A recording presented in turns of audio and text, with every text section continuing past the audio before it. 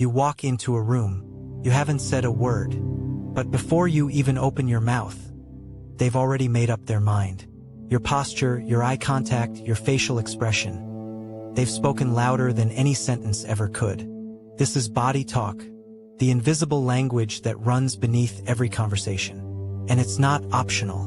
Whether you mean to or not, you're broadcasting signals constantly. Psychologists say that over 90% of our communication is nonverbal. It's not what we say, but how we say it, through tone, gestures, proximity, and expression, that builds or breaks trust in a matter of seconds. In this video, we're not just talking about gestures. We're decoding the silent system your brain uses to judge others, and how others judge you, often before a single word is spoken. Have you ever trusted someone instantly, just because they smiled? That's not your imagination. It's your brain's limbic system, the part that handles emotions and survival, reacting to subtle cues it's hardwired to read. A genuine smile, called a Duchenne smile, involves not just the mouth but also the eyes. It triggers feelings of safety and warmth. In evolutionary psychology, smiles were signals of non-threat, essential in forming alliances. But a frown, even a slight one, sparks a very different reaction. The amygdala, your brain's fear detector, lights up. It senses tension, danger, or deception. Even if the person is saying the right things, your body says, don't trust them. This is why politicians, salespeople, and leaders are trained to manage microexpressions. Because one unintended glare, or a tense jaw, can undo trust faster than any lie ever could. We don't listen to people first. We feel them first. Here's a number that should stop you in your tracks. 7 seconds. That's all it takes for someone to decide whether they trust you, respect you, or want nothing to do with you. It doesn't matter what your resume says, what you're wearing, or how smart you are. By the time you've said, "Hi, nice to meet you," the judgment has already been made. Psychologist Nalini Ambady called it thin slicing, our brain's ability to make quick judgments from minimal information. And guess what? These snap judgments are shockingly accurate and almost impossible to reverse. It starts with your posture. Are you open or guarded? Do your shoulders show confidence or fear? Is your voice warm or cold? Do your gestures invite or repel? People aren't listening for your story. They're scanning for safety, for alignment, for authenticity. And once that first impression is formed, it becomes the lens through which everything else you do is interpreted. So, what story is your body telling before you even begin? They say the eyes are the windows to the soul.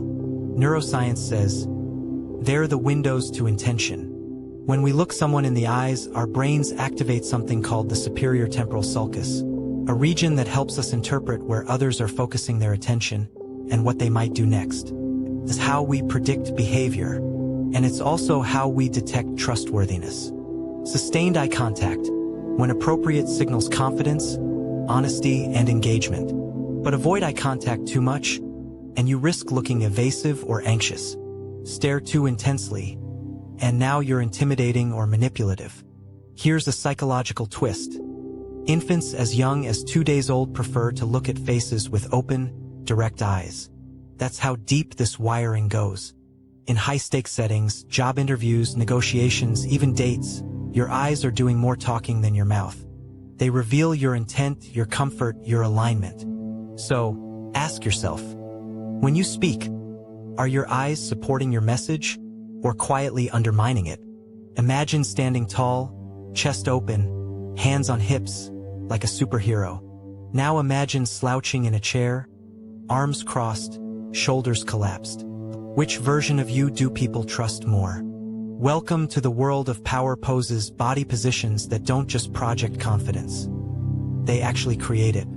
Psychologist Amy Cuddy made headlines with her research showing that holding expansive poses for just 2 minutes can boost testosterone, reduce cortisol, and make you feel and appear more powerful.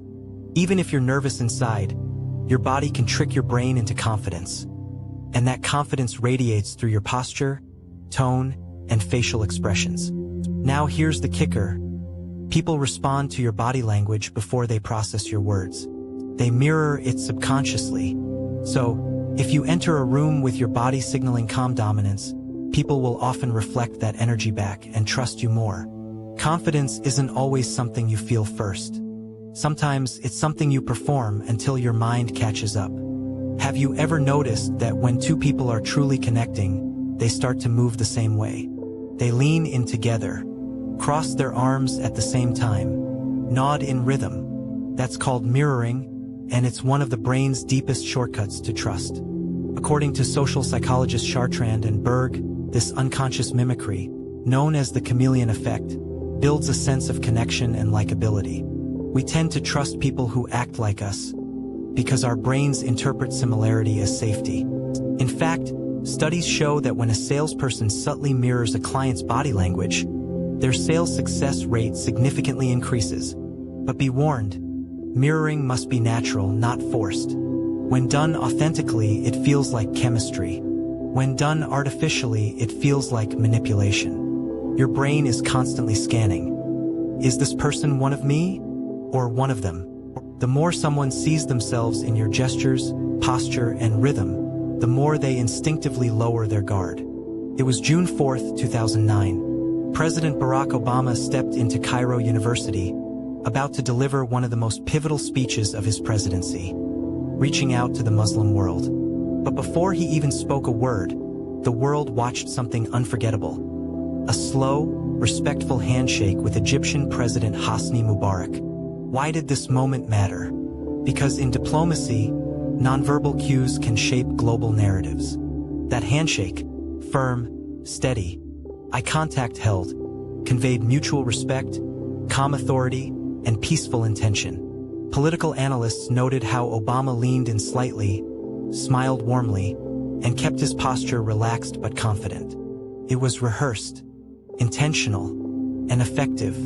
According to body language experts, such gestures in high-stakes politics are choreographed not for words, but for symbolism, to signal trust, alliance, or dominance. Now ask yourself, what if that handshake had been rushed? Avoidant? Limp? The message would have changed without a single word being altered. That's the power of nonverbal language. It doesn't just reflect trust, it can create it. Before your first sentence, before your carefully chosen words, your body has already done the talking. And that's the final insight. Trust isn't earned when you speak. It's earned the moment you're seen. Every gesture, every expression, every pause sends a message. And whether you mean to or not, you are always communicating. In the psychology of human connection, nonverbal cues are the foundation. Verbal trust is the house we build on top. So the next time you enter a room, remember, your walk, your gaze, your posture, they're forming contracts before you even open your mouth. You don't have to be perfect, but you do have to be intentional. Awareness is everything, because once you control your body's message, you start to control your outcomes. People decide whether to trust you not based on what you say, but how you show up, physically, emotionally, and energetically. If you found this helpful, subscribe for more psychology content like this.